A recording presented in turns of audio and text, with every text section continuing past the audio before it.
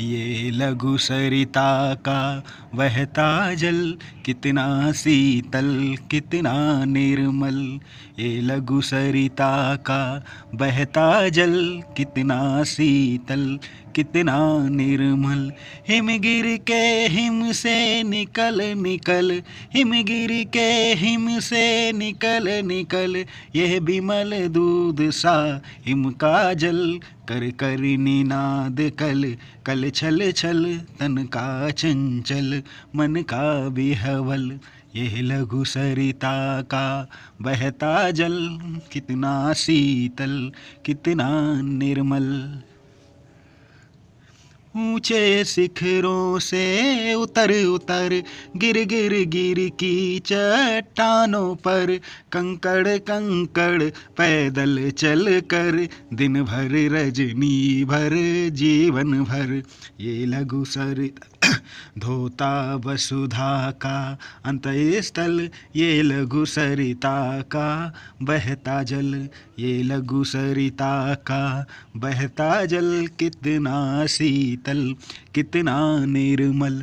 Him के पत्थर वे पिघल पिघल, बन गए धरा का बार बिमल। सुख पाता जिससे पथिक बिकल, पी पी कर अंजलि भर मृदु जल। नित जल कर कर नित जल कर भी कितना शीतल, ये लघु सरिता का बहता जल।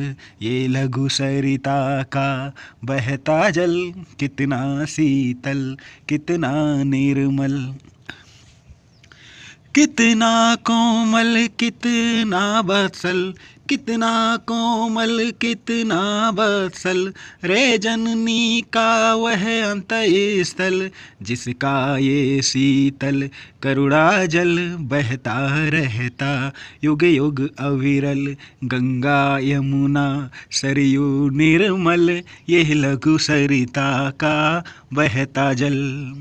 प्यारे बच्चों, ये कविता आप लोग सस्वर पाठ करेंगे, याद करेंगे। और जिसको लिखा था गोपाल सिंह नेपाली। चंपारण बिहार में जन्मे गोपाल सिंह नेपाली को प्रकृति से बहुत प्रेम था। इनकी रचनाओं में ये प्रकृति प्रेम स्पष्ट झलकता है।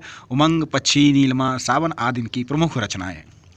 तो इस कविता का अर्थ समझते हैं। ये लघु सरिता का बहता जल, यानी कि सरिता यानी कि नदी, लघु मीन्स छोटी। इस छोटी नदी का बहता जल कितना शीतल यानी कितना ठंडा कितना निर्मल है, यानी कितना पवित्र है।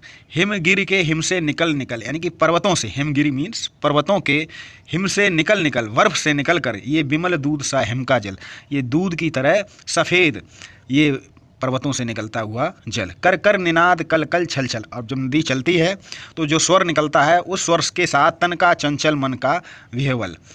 ये लघु सरिता का बहता जल। चलिए, ऊंचे शिखरों से उतर उतर, ऊंचे पर्वतों से उतरता है। गिर गिर गिर की चट्टानों पर, अब चट्टानों पर बार बार गिरता है। कंकड़ कंकड़ पैदल चलकर, धीरे धीरे चलता रहता है। दिन भर चलता है, रजनी भर रात भर चलता है, जीवन भर चलता रहता है। धोता वसुधा का अंतः स्थल, और इस पृथ्वी का जो अंतः स्थल है उसको धोता रहता है। ये लघु सरिता का बहता जल। अंतः स्थल का अर्थ हृदय, पृथ्वी का हृदय धोता रहता है। ये लघु सरिता का बहता जल। हिम के पत्थर वे पिघल पिघल, बन गए धरा का बार बिमल। जो पर्वतों के जो पत्थर होते हैं यानी कि बर्फ होती, पिघल पिघल धीरे धीरे पिघल पिघल कर धरा का बार बिमल, और इस पृथ्वी का पानी यानी कि जल बन जाते हैं। सुख पाता जिससे पथिक विकल, और जिससे रास्ते में निकलने वाला राहगीर सुख पाता, पी पी कर अंजलि भर मृदु जल। तो अंजलि यानी कि उंजली से पानी पी पी कर पथिक जो है सुख पाता है। नित्य जल कर भी कितना शीतल, और इतनी सूरज की रोशनी में जलता रहता है फिर भी कितना शीतल कितना ठंडा है। ये लघु सरिता का बहता जल। कितना कोमल कितना वत्सल, कितना कोमल कितना वत्सल, वत्सल मीन्स पुत्रवत स्नेह करने वाला, और कोमल भी है। रे जननी का वह अंतःस्थल, जैसे माँ का हृदय होता है, जैसे माँ का हृदय होता है उसी तरह कोमल है। जिसका ये शीतल करुणा जल और बहता रहता युग युग अविरल, जिसका जल, उस नदी का जल हमेशा हमेशा बहता रहता है। गंगा यमुना सरयू निर्मल, जिस तरह गंगा यमुना और सरयू जो नदी है उनका जल, ये लघु सरिता का बहता जल, और इस छोटी सी नदी का जल बहता रहता है। तो इस कविता को आप बार बार पढ़ेंगे और इसको याद भी करेंगे।